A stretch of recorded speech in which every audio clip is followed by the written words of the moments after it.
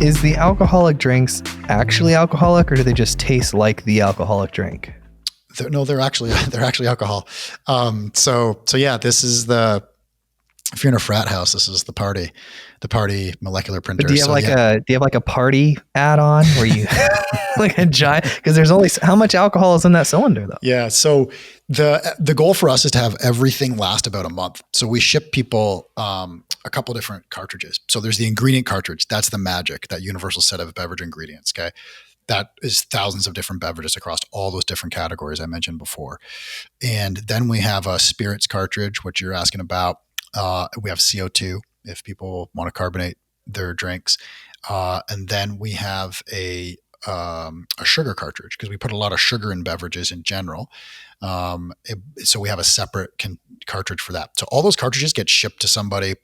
We know exactly how much is in the container, or in the cartridge, I should say. So we only ship it exactly when you need it. This isn't like a subscribe and save thing where like stuff just piles up on your doorstep, right? We get it there only when you need it. But to your question, we want all of that to last about a month. So we're still figuring out the exact amount of alcohol in there. But it's about a handle like 1.75 liters.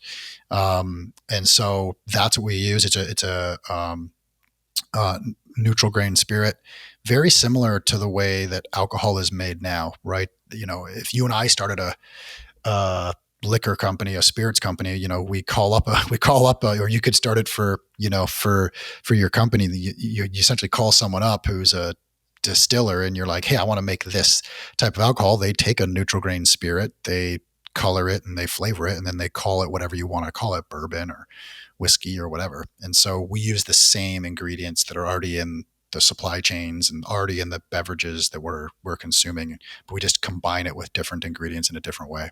If you don't drink, can you like opt out of the cartridge? Yeah, totally. 100%. Yeah. That's a interesting point. One of the things, and I'm guessing it's a macro trend as well. Like I've seen even before I worked at Cana, is just like alcohol consumption in general is trending down, and the consumer that's purchasing that our product is resonating with is that consumer that's a little more aware of the impacts of alcohol and sugar on their body.